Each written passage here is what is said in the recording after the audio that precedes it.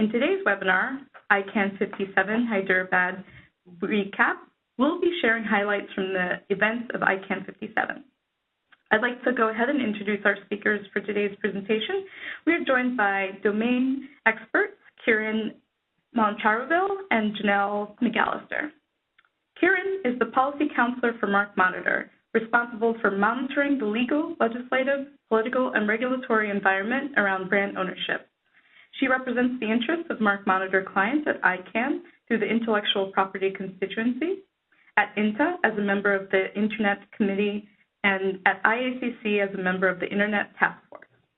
Kiran has taken a leading role defending brand and consumer interests on policy and advocacy issues related to the new gTLD program, Registrar accountability, accessibility of website ownership data, and consumer fraud. She's a trademark attorney with experience in international and domestic trademark prosecution, litigation, anti-counterfeiting efforts, and brand protection counseling.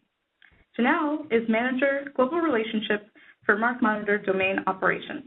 With 10 years of experience in the domain industry, Janelle has worked with a large number of registries on behalf of MarkMonitor to become an accredited registrar.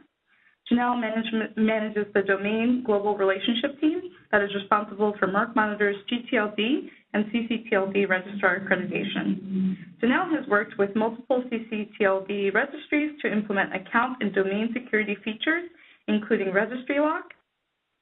Janelle is also a voting member of the Registrar Stakeholder Group at ICANN. So with that, I'll go ahead and turn things over to Kiran to get us started. Great. Thanks, Gina. Welcome, everyone, to the ICANN 57 Hyderabad Recap webinar. Like Gina said, my name is Kiran Malancharuvil. I'm the Policy Counselor at MarkMonitor, and I'm joined by my colleague, Janelle McAlister, who leads our Registrar policy efforts. So there's a lot going on at ICANN. This is my 15th ICANN meeting, and I have actually never seen things as busy or as interesting, frankly, for brand owners. So we have a lot of information to share. We'll go over quickly the highlights of the ICANN 57 meeting in Hyderabad. We'll talk a little bit about the new gTLD program, the status of the current round, next rounds or subsequent procedures, and the rights protection mechanisms. We'll touch briefly on the privacy proxy services accreditation implementation issues. The policies that were recommended last year were finalized, and we have now moved into implementation stage. We'll talk a little bit about the future of Whois, or registration directory policies. We'll talk a little bit about a big topic of conversation at ICANN, which is content and Whois abuse, both content abuse and Whois abuse. And we'll touch on other issues such as ICANN accountability, the activities of the Public Safety Working Group, and more. And then we'll finalize with how to get involved. All right, so what happened in Hyderabad? Here's a picture of a beautiful building that none of us saw because we were all stuck in the meetings all day. It was one of the busiest ICANNs that I've ever been at. We gathered in Hyderabad from November 3rd through the 9th. This was ICANN's annual general meeting, also known as Meeting C, which is the longest of the 3 meetings of the year because it includes the annual meeting of the board, the changing of the guard on the GNSO Council, and other sort of administrative and organizational events that aren't a part of the first meeting of the year, which has yet to be named, and then the second meeting of the year, which is called the Policy Forum. The policy work highlights in Hyderabad include pretty significant progress, actually, on the subsequent rounds, the discussions about subsequent rounds of new gTLDs. Discussions amongst the generic name supporting organization and the government advisory committee on geographic terms and 2-character strings that relate to country codes. A review of the rights protection mechanisms. We've sort of moved into discussing things that are of great interest to brand owners, including the status of the Trademark Clearinghouse, registration directory services and Whois, and of course privacy proxy services accreditation issues. I think that the focus of the high interest sessions in ICANN, which have less to do with the policy work and more to do with sort of general musings about internet governance and sort of capitalizing on the opportunity that ICANN presents to bring community members together for discussion, dealt primarily with abuse. What ICANN's role is as far as abusive internet practices are concerned, everything from malware to botnets to phishing, copyright and trademark infringement, et cetera, and also what are the roles of the various community members when dealing with abuse, everything from registries, registrars, et cetera. So I'm going to pass it off to Janelle now to go over the status of the current new gTLD round. Janelle? Thanks, Kiran. So to start, we'll go over the new gTLD landscape and what is happening in the world of new gTLDs today. There are currently 26 million total new gTLD domains registered, and some of the top TLDs are highlighted in the center of that, with the #1 most popular TLDs being .xyz, .top, .wing, and those others. They're listed. Some of these have become popular because of what we call blitz pricing by the registry, or a registry selling domains at extremely low pricing in order to increase the total number of domains registered. We're also seeing a significant increase of domains registered out of China, and currently 43% of all new gTLD registrations have their origins in China. We also are seeing a total of 96% of the .brand TLDs have been delegated, which is significant, and we are close to seeing the close of the .brand TLDs. So next we'll go into an update on the new gTLD program. So as you can see, we have just over 1,200 new gTLD strings have been delegated, with 1,229 registry agreements signed. So in short, the end is near. We have very few new gTLDs left to be signed. However, what we are seeing is multiple new gTLD registries changing hands, which is primarily just happening behind the scenes, but it is having an impact in both the gTLD policy and process and other impacts on the registered domains. Some of the gTLD registries that have changed hands there's 27 TLDs that Nominate has taken over from Minds and Machines, and this includes TLDs such as .beer, .fashion, .horse, .london, .vip, and many others. And again, that is a back-end change that happens between the registry and the registrar, and all of those domains are automatically migrated from one registry to the other.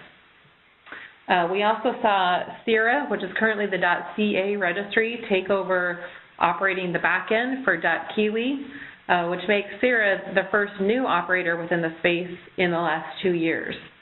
And also we saw Radix take over the registry for .fun, which was previously run by the Oriental Trading Company. With that, we're seeing some of the most popular corporate TLDs continue to be stable, with the most popular TLDs within the corporate space being .sucks, .porn, .adult, .news, .online, and .review, as well as a few others. So those are different than the most popular overall, but what is important to brand holders tends to be a little bit more streamlined into what is impactful for brand holders. With that, we're also seeing roughly 71% of new gTLD registrations are parked. However, the CCP review team is currently exploring other ways to determine what is defensive, so that we can clearly define defensive registrations versus active or used registrations. So next, I'll pass it back over to Kiran to go over the new gTLD subsequent rounds working group. Kiran? Thanks, Janelle. So the new gTLD subsequent rounds policy development process working group is well underway. It's been underway for this entire year, and we have separated into 5 separate work tracks, plus the main group convenes to discuss overarching subjects and to go over things like community input. The work tracks are process support and outreach, legal and regulatory, string contentions, objections, and dispute resolution, IDNs technical and operational, Work track 5 is not a work track that has anything to do yet. That's going to be the operational implementation guidance. When we discuss things in other work tracks or in the overarching group that don't necessarily have a policy implication, then they'll get thrown into this sort of work track 5 bucket for discussion during the implementation part of these discussions. So the way that ICANN working groups work, in case you're brand new to this, is that first we discuss policies and principles, and then once those are completed and finalized, we go into an implementation stage. So that was the operational implementation guidance for work track 5 is going to be discussed in the implementation stage. Some of the overarching subjects include TLD categories. These are things like .brands, geos or geographic TLDs, community TLDs that purport to represent a certain well-defined community, which is controversial, but there's standards upon which that is evaluated. Timing of the rounds, continuing the program at all. Of course, there are some factions of people who don't think that there should be any new gTLDs introduced into the market. Application limits, whether or not we should limit how many new gTLDs are going to be introduced into the market. Also, what kind of TLDs should be limited. So should it be limited to .brands? Should it be limited to communities or geos or, TLDs that represent underserved regions, et cetera, or whether or not we should continue to accept generics, which is the majority of what we saw in the first round. So we just had actually the overarching subjects or the main group call this morning. Janelle and I were both on that call where we are going over the the request for community input and going piece by piece to see what the community thinks about some of these topics, and we're making some good progress on that. Very excited to see where we're moving with that. So the new gTLD subsequent rounds policy development process is also coordinating with other reviews, including the use of the country and territory names and the CCT review. I apologize for the cryptic acronym. That stands for Consumer Choice, Consumer Trust, and Competition. So they're the ones that are evaluating the new gTLD round based on the affirmation of commitments, which included a mandated review to make sure that the new gTLD program positively served those 3 values. So all that being said, before I go into brand concerns, let's talk a little bit about the timeline of that. I know this is very important. As you can see, they're looking at work track and sub-teams getting recommendations to the community by Q3 2017. I think that's wildly optimistic, personally. That's my sort of editorial comment about this timeline. It also hasn't been updated in some time, this timeline, and I think that probably we have received a lot more community input that requires a lot more introspection and a lot more discussion than I think we maybe anticipated when we created these timelines. I think that ICANN generally, when they create these timelines, are optimistic about these things. Excuse me. So the idea that we would have an initial report by the end of 2017 for discussion with the community on new gTLD subsequent rounds, I think is unlikely to happen. I think that we're looking at 2018. And Janelle can weigh in on that as well in a moment. So that being said, what are the brand concerns for subsequent procedures? What do you care about? So should we even introduce more? I think that there are a lot of brand voices that don't believe that the new gTLD program was anything other than a bane of our existence, that we had to spend a lot of money on defensive registrations, domain portfolio optimization, and that it's not actually going to be a useful thing to introduce more. And that's a fair voice, a fair concern. So I think that that's a big one. What were the impacts of new gTLDs on the community? Was it just a boon on brand owners, or were there benefits? And I think that's what some of the other groups, including the Consumer Choice, Trust, and Competition review team, aims to answer that question. Reserve list is of concern with brand owners, whether or not the governments will be able to reserve geographic terms. Obviously, the .amazon and .patagonia issue was really controversial in the last round, and so looking at how geographic terms will be treated as far as a reserved list is concerned and what governments can reasonably reserve unto themselves under international law and based on their own preferences in the ICANN ecosphere is a really big topic of conversation right now. Whether or not trademarks are going to be reserved was a huge topic of conversation before the last new gTLD round. I think we've sort of moved past that as a blanket proposal, but how trademarks will be treated in subsequent rounds is going to be a big topic of conversation as well. And then, of course, sensitive strings and how governments can object to what they deem to be sensitive will also be a big issue. The base registry agreements, whether or not there are going to be different registry agreements for TLDs like .brands, .geos, communities, and whether or not, generics will stay on a standard registry agreement, whether or not they're going to be negotiable. They were not in the last round. They were sort of a contract of adhesion in a lot of ways. That is up for discussion.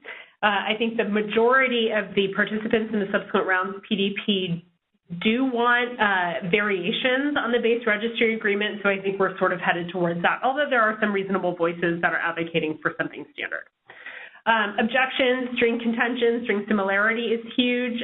Some of you might recall that a lot of people registered for a singular and a plural variation of the same word, so car, cars, and brand owners didn't like that because that basically means 2 defensive registrations instead of 1. They were largely lumped into contention sets, but the string similarity procedures that ICANN have put into place didn't catch singulars and plurals, so there's a lot of improvement desired in that process. And then, of course, legal rights objections, string contention, who owns what word, closed generics that are run by brands and corporations, all of those things are going to be up for discussion. Also up for discussion are the public interest commitments. What do new gTLD operators and registries have to do as far as preventing their registry and the registrations under management to be used to perpetrate things like malware, botnet, frauds, copyright and trademark infringement, and all of the issues that we are going to discuss further in abuse, whether or not the registries have a role in preventing that kind of activity through their registry. And then, of course, what is a permissible business practice will be huge. We saw a lot of things with, huge escalated pricing for Sunrise. .sucks was the big example for that. Whether or not brand names can be registered by third parties in the name of, free speech. .feedback was related to that. So we've got a lot of things to discuss as far as what is a permissible business practice of a registry if and when we have evidence that they're being used to perpetrate abuse of brands. And I will pass it off to Janelle to discuss the registrar concerns for subsequent procedures. Janelle? Thanks, Kiran. So next we'll go over the registrar concerns for subsequent procedures. A lot of these things are happening behind the scenes and may not be directly seen by domain owners. However, they are things that we would like to have addressed before the next round of gTLDs. And the first one being some technical standardization. So there is currently some expectations of standardization. However, as registries continue to roll out unique or individual processes, they've gone away from being following an industry standard, which can make it very difficult for registrars to implement, as well as registrants to actually register domain names through these processes. And it has created some manual process outside of a standard, say, EPP system. The second thing that we would like to see addressed is the standardization around premium and reserved domains. And this is primarily around the communication around premium and reserved domains. We are not asking ICANN to regulate pricing in any way. However, the challenges we see with premium and reserved domain names is how the registries are actually communicating this information and including the format and specific details. So, for example, some registries communicate their premium domain names through a list that they provide to registrars. Some provide this information through EPP on a by domain basis. And then it becomes more complicated when registries change pricing between registration and renewal. So, for example, a domain may be a premium domain for registration, however, it may renew at a standard price, and how that information is communicated both to the registrar and then on to the domain owner can be very complicated. And I think quite a few of our clients have seen the pains of this as premium domains, one, continue to be registered, but now as they're starting to renew, there's inconsistent communication coming out from registries on what domains are registered and renewed at different pricing, and how that information is then communicated onto both the registrar and then onto the registrant. So again, I just really want to clarify, we are in no way asking ICANN to regulate pricing, but we would like some type of standardization on how this information is communicated so that it is extremely transparent, again, to both registrars and to registrants ultimately. There's also some complications that come with restricted registries.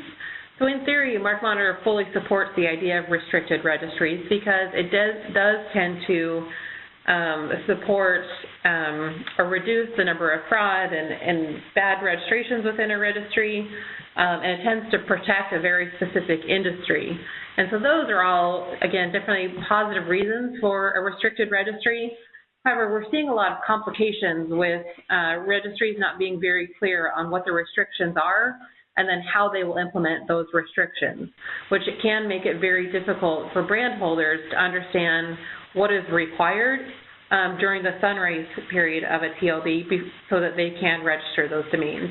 So we would like to see just some clarification and standardization of how restricted registries are actually operated so that we can continue to protect that unique domain space, but still allow brand holders to be very clear on what is required in order to register domains in those spaces. So next, I will pass it back to Kiran to talk about geographic terms and two-character strings.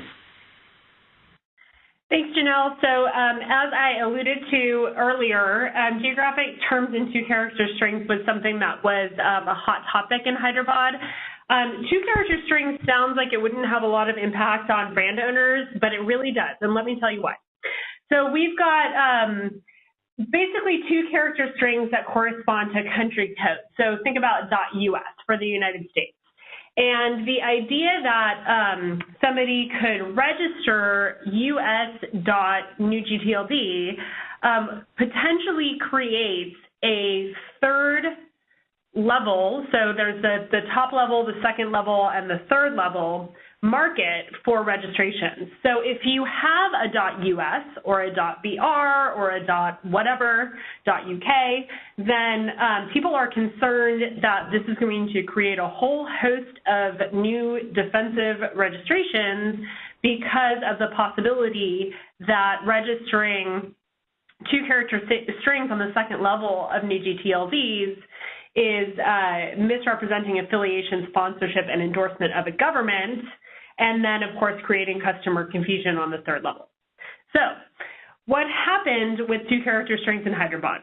The board adopted a resolution on November 8th that is called Measures for Letter, Two-Character ASCII Labels to Avoid Confusion with Corresponding Country Codes, which essentially means that they listen to governments and they listen to registries who, you know, those registrations, by the way, are very, very lucrative to registries. So they've been advocating the release of those and trying to negotiate with governments to come up with a plan to, you know, mitigate the concerns that governments had. So here's what they came up with, that there would be an exclusive availability pre-registration period for governments to be able to register their country code first when the new gTLDs release those two-character strings. Previously, anytime a new gTLD wanted to release it, they had to negotiate with each specific government, which obviously is prohibitively time-consuming and expensive for registries, so that wasn't appropriate. So now there's going to be sort of this sunrise.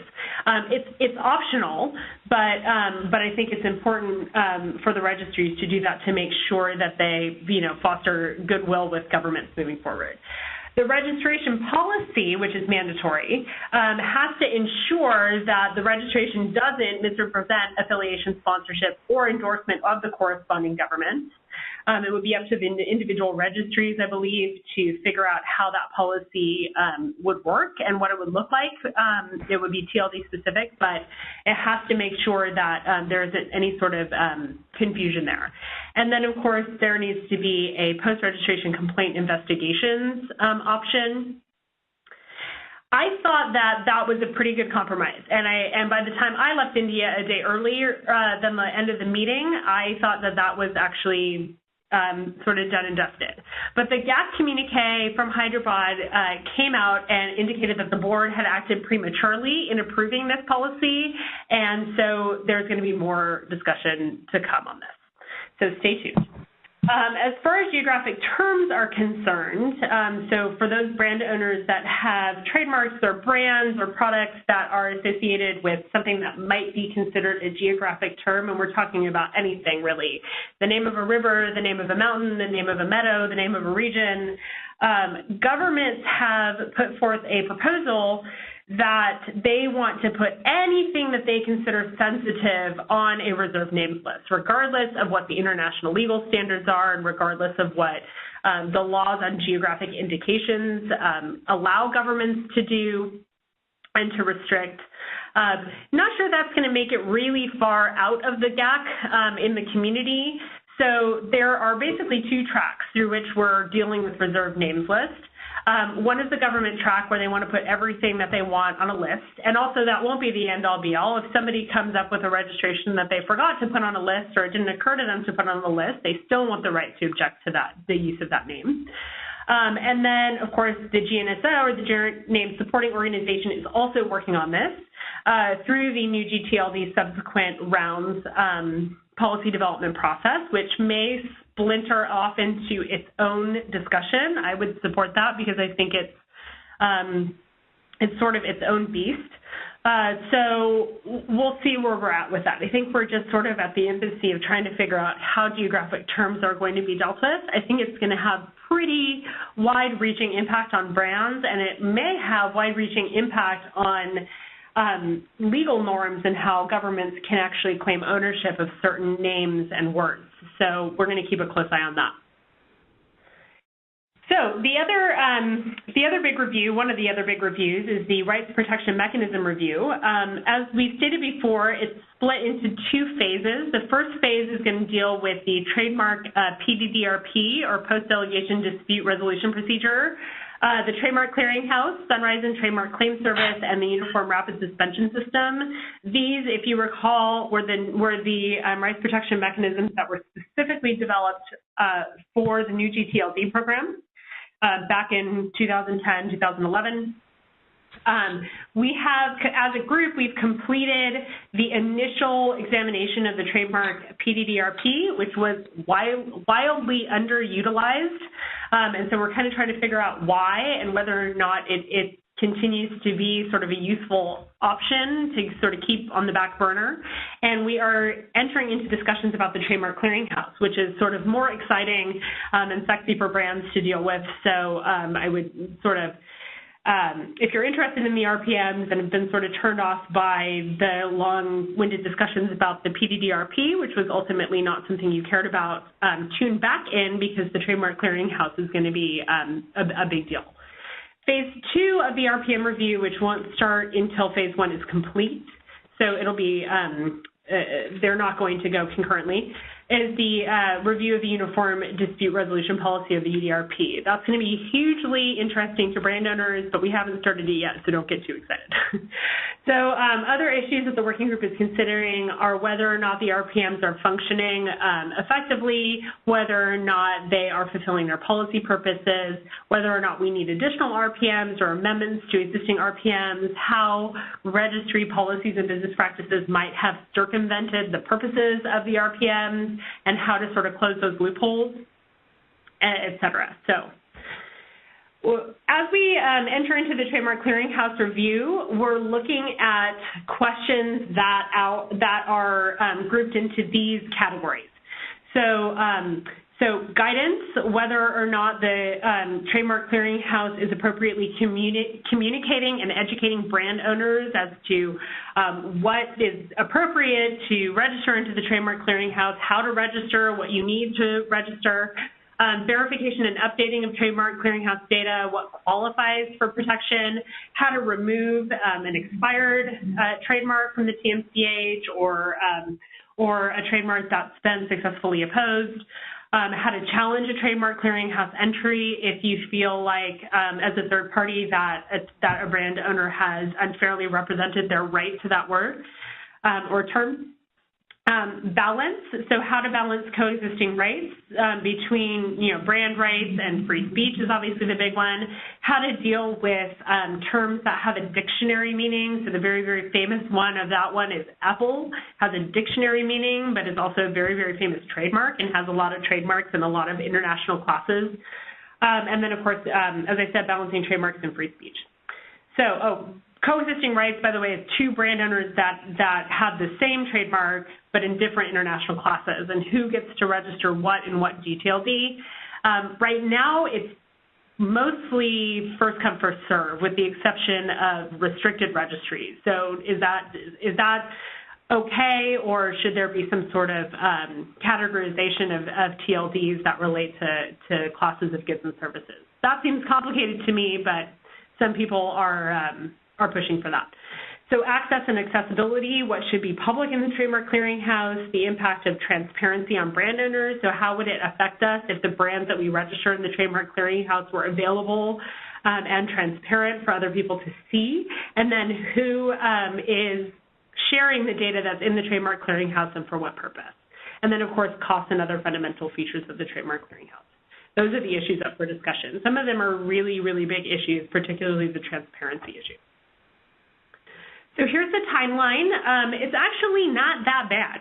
Usually ICANN timelines are wildly optimistic, as I said before, but as you can see, ICANN 57 is sort of smack dab in the middle of the Trademark Clearinghouse discussion on this timeline. Instead, we're just starting the discussion on the Trademark Clearinghouse, but this isn't as far behind as we usually are with relation to an initial ICANN timeline. So I think we can probably look at this timeline as reasonable. I might add like 6 months or so to it. So it looks like the phase 1 report is they're looking at October 2017. I would probably say the beginning of 2018 is more likely.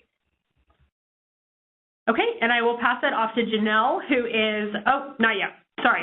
When we talk about privacy and proxy services, accreditation, implementation, sorry. Have to listen to me for just one more slide. I'm going to briefly review the final recommendations of the Policy Development Process Working Group, which I was on behalf of MarkMonitor.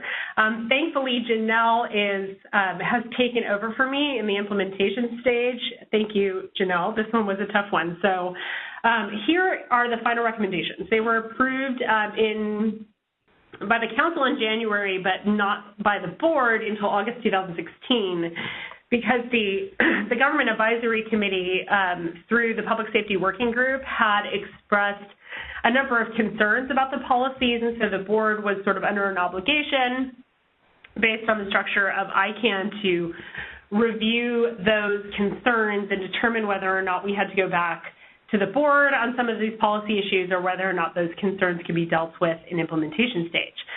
So spoiler alert, they said that they would be dealt with in implementation stage. So great. So the ICANN Board approved this in August 2016, and now we're moving forward with implementation. So the policies that were approved include the scope and definition of what a privacy and proxy service is.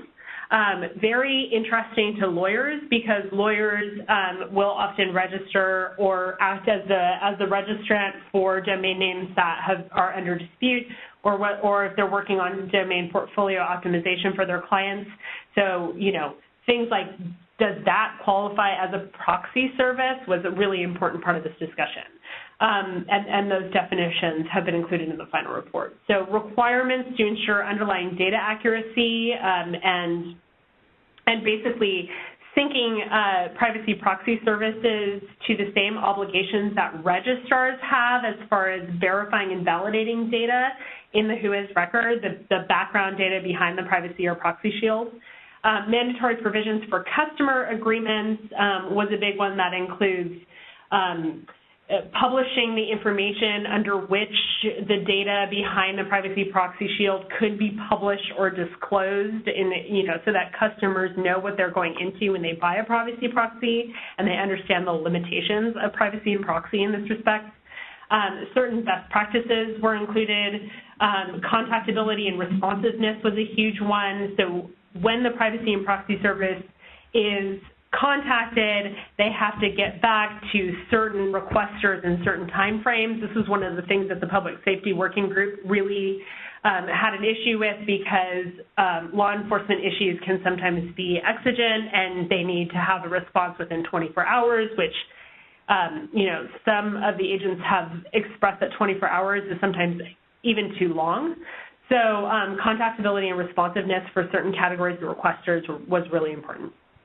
Relay and abuse report requirements was also a big one.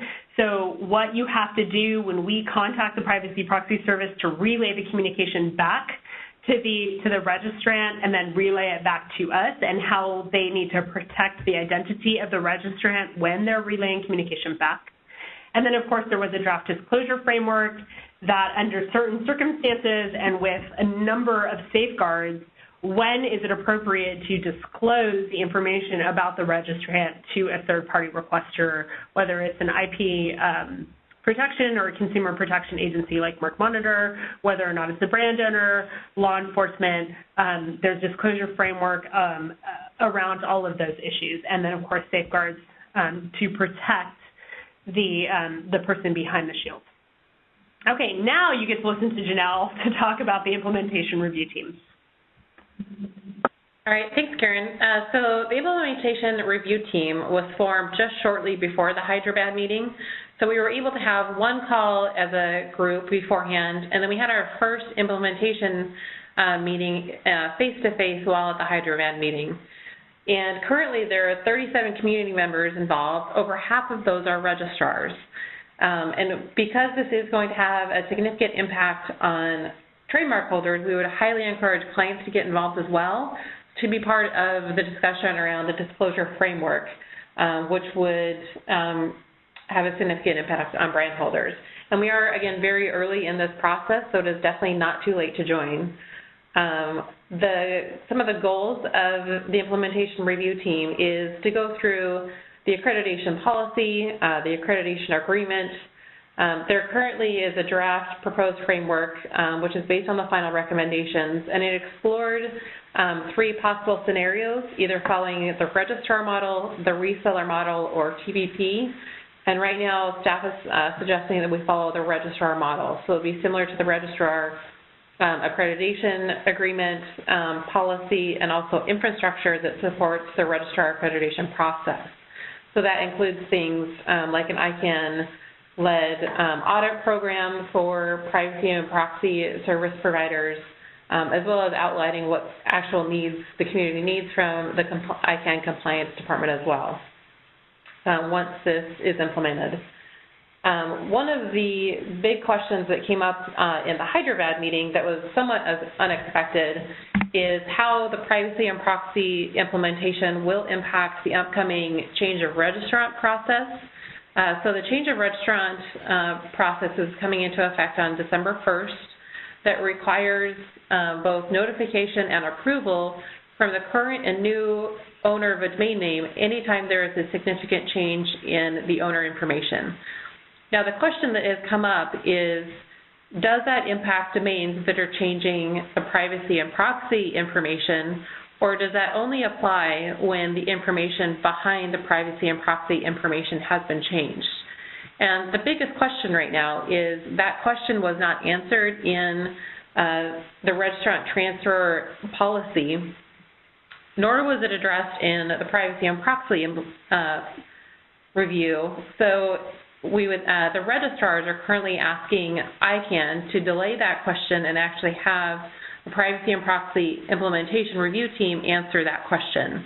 leading to a delay in implementing just this one specific piece of the registrant transfer process, and just how it applies to domains that are using a privacy and proxy service. So we are expecting more information to come out on that specific topic within the next month as far as the delay, and then the review team will actually work together to actually answer that question. So next we will look at the implementation timeline, which I would say this one is fairly reasonable. You can see it's spread out over the next 2 years with a plan for the recommendations to actually go to be finalized by mid-2018 and then go into effect in January of 2018. So that's 2 years. And currently ICANN is expecting 250 applications for accreditation. So once this is actually going to effect, there is going to be a significant onboarding process of anyone interested in applying and being a privacy and proxy accredited provider. During this timeline, there is going to be 2 public comment periods, which I think is important to note. This was a highly controversial topic during the initial review, and I think there will also be significant comments from the community during the implementation process as well. So next, I will kick it back to Kiran to talk about the future of Whois and registry directory services. Thanks, Janelle. So rounding out the big 3 policy development processes that are going on right now, those being new gTLD subsequent procedures, rights protection mechanisms review, and the registration directory services policy development process, I want to give a very brief update on what's going on with the next generation RDS PDP. We had a face-to-face meeting in Hyderabad. I think that we spent about 7 hours together. To be honest, I was a little bit in and out because of sessions that conflicted, but we spent I think 3 or 4 hours together, and we went over 7 potential possible requirements to determine whether or not those would be up for discussion. So what has the group actually accomplished? We've been meeting for a couple of years. We've approved a work plan, which is great. We have sort of gone over key input summaries, so the expert working group on registration directory services and the privacy proxy final report and other community and academic resources that relate to transparency, privacy, users and purposes, what data elements are important. Privacy concerns are a big one.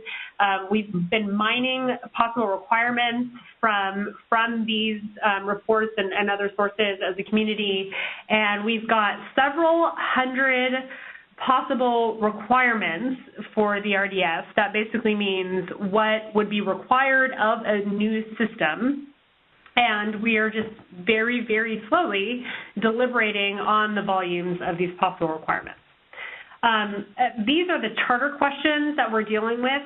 We're going to be looking at what data should be collected, what steps are needed to protect privacy, what steps should be taken to improve accuracy, what steps should be taken to control data access for each user and purpose, whether or not gated access is appropriate or whether or not it should be totally transparent as it is now, and what should, and then who should have access to gTLD registration data and for what purpose. And then, of course, there's lots of cross-cutting questions as well.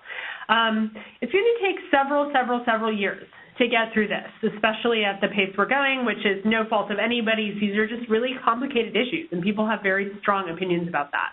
So we'll keep you posted on this, but there's not a lot of meaningful updates with RDS. We're just sort of plugging away and chugging through the requirements and making sure that there's a reasonable amount of transparency and accuracy in the data, because that's very important to brand owners and brand protection efforts and consumer protection efforts.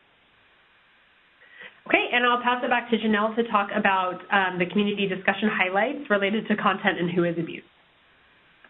Thanks, Kiran. So the discussion of abuse and Whois abuse continues to be a hot topic at ICANN. However, I think it is a topic where we're starting to see some progress and at least some constructive conversations going on within the community. It was touched upon in multiple different stakeholder groups, as well as some other sessions. The one that we'll highlight is the discussion between the Registrar stakeholder group and the intellectual property group. We initially met in the policy meeting in Helsinki and then had a follow-up discussion in Hyderabad to talk about registrars' roles in combating abuse and different ways that registrars can actually participate in combating abuse within the gTLD space.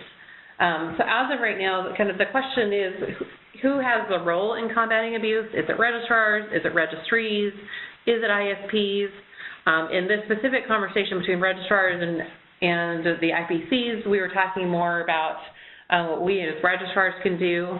MarkMonitor is in this very unique position in the fact that we are a registrar that receives abuse complaints, but we are also a brand protection company that can file abuse complaints on behalf of our clients. So we are trying to mitigate this topic from both perspectives and help find kind of a middle ground between those two industries.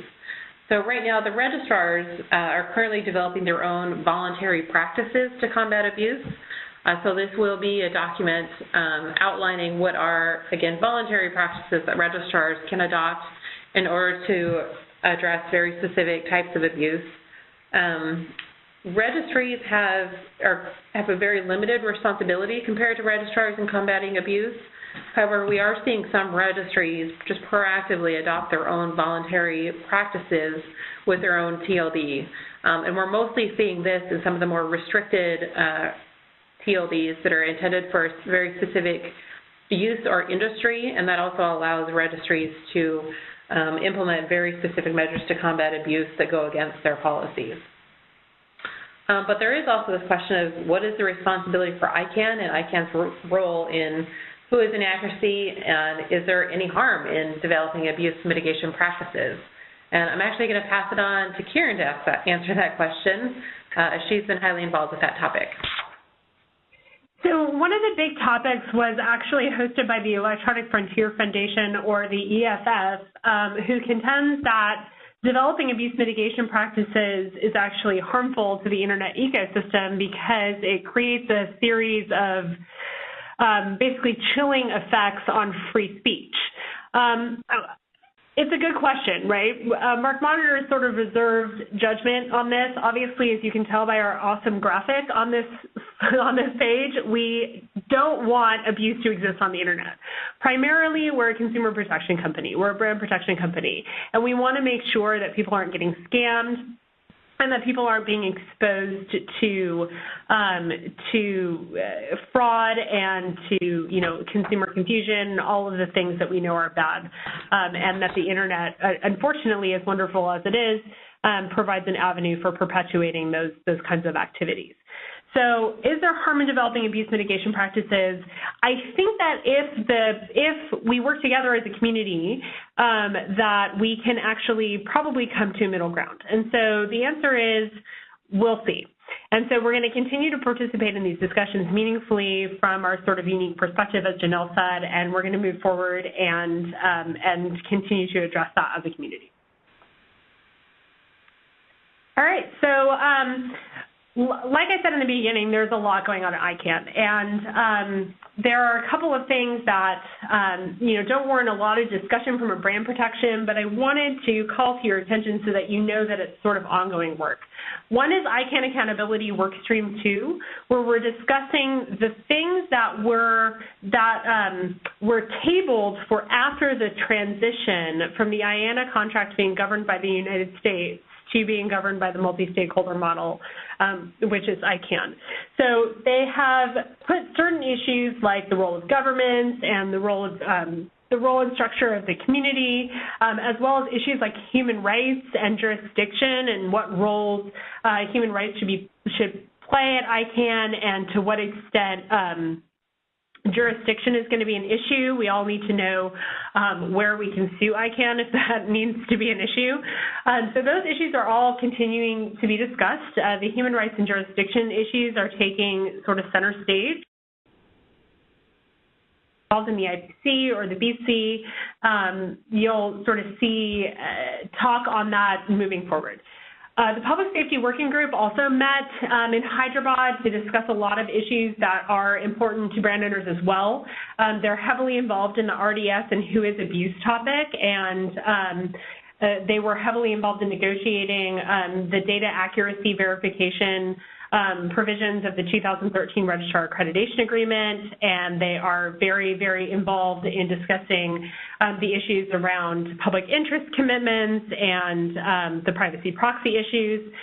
They're also working, they spent a lot of time in Hyderabad working on Specification 11, which is the public interest commitments part of the registry agreement, and the security response framework, which will basically outline for registries how they need to respond and in what time frame when they get reports of abuse that is, rises to a certain level of importance or emergency. So life and limb, we're talking about child trafficking, the kinds of things that the Public Safety Working Group members deal with every day, and most of us have the luxury of not being involved in, but that's something that is a big topic of conversation and something that we follow closely as a brand and consumer protection group. So there was also a lot of discussion about contract enforcement and ICANN compliance, whether or not ICANN compliance is going to step up and actually help us interpret provisions around abuse reporting in the 2013 RRA, whether or not they were going to step up and do something about false Whois records, so not just Whois inaccuracy, but literally fraudulent Whois records that have accurate information but don't represent the two registrant of the domain name. There also are some concerns with ICANN compliance and negotiating the public interest commitments which relate to consumer protection. And then the Domain Name Association is also working on the Healthy Domains Initiative, which I will pass back to Janelle to briefly discuss. Thanks, Kiran. So the Domain Name Association is currently working on a Healthy Domains Initiative. I do want to emphasize that that group is outside of ICANN and operates separately. However, we do tend to meet during ICANN meetings because most of the members are also attending an ICANN meeting. But the Healthy Domains Initiative is in no way an ICANN-driven initiative. But what it is registries, registrars, and other interested parties coming together to create some voluntary practices on how to address abuse. And this involves, how registries can address things, how registrars can address things. And it covers types of abuse such as, online abuse and DNS security, including malware and phishing and farming, child abuse mitigation, and then handling complaints from illegal or rogue pharmacies, and then the voluntary practices of handling copyright infringement, which is something that MarkMonitor is definitely very involved in.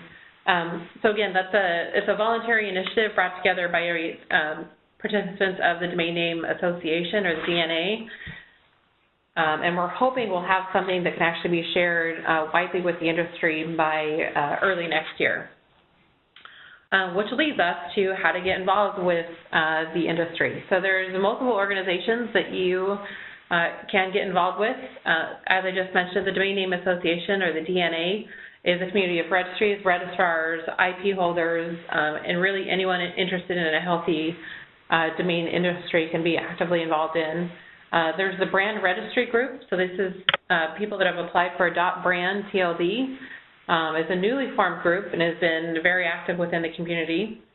And then the IPC, or Intellectual Property Constituency, and ICANN Business Constituency are also two organizations that you can get involved in.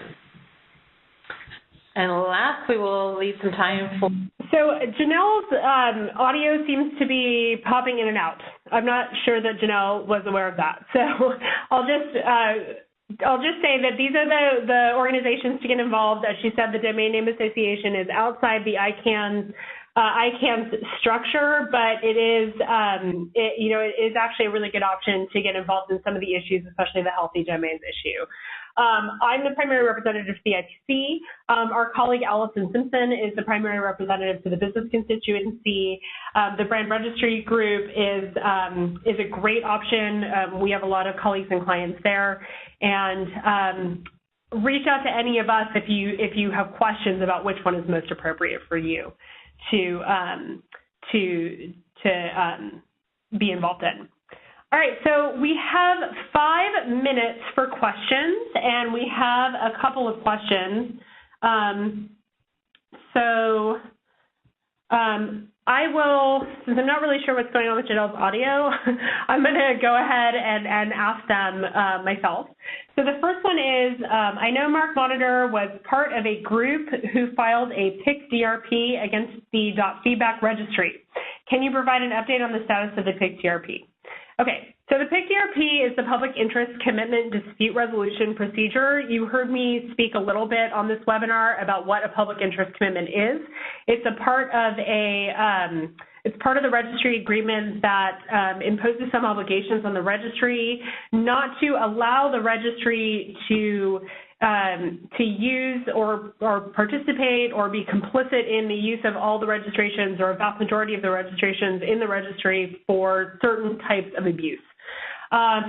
We did join a group of brand owners and organizations such as the American Apparel and Footwear Association to file a PIC DRP with ICANN, questioning the practices in the .feedback registry. The practices that we had concerns about include thousands of registrations by a few registrants, which are have Whois information that is stripped from and identical to the legitimate .com registration associated with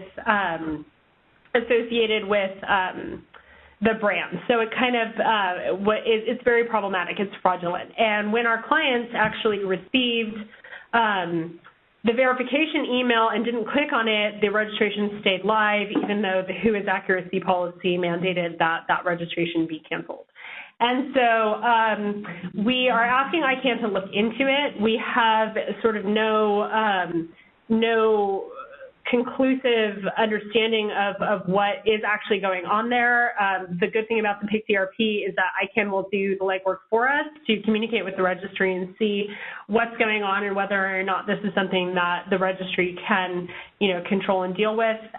We are at the stage where ICANN has reviewed the PIC DRP, and we have been, we're sort of moving forward with discussions with the registry, which is a mandatory part of the PIC DRP, to see where this will go further. And if you want more information about that, if you are one of the brands that have been affected by .feedback, you're welcome to contact us for more information. And so we just have 2 minutes left. Another question we have, I'm not going to read it and go through a big thing because we just have a minute, was about whether or not brands are going first in the next rounds. Maybe is the answer. The new gTLD subsequent rounds haven't actually made policy development process group hasn't made a decision about who's going first at all. I think it's far more likely that we'll have a remedial round before we have a .brand specific round. Remedial rounds would be communities that were in underserved regions, et cetera. If .brands do want to go first and if they want their own round, it's very, very important for brand owners to step up and understand what's going on, to work with the BRG, to work with the IPC, to work with the business constituency and the International Trademark Association Internet Committee to actually cohesively determine what they need to do as a community to move forward and become, and to create a true brand space at ICANN. So those efforts are underway, and if you are concerned about .brands and your company is interested in applying for .brands and you need to know what kind of policy structure you need to put into place as a group, you're welcome to contact us for more information.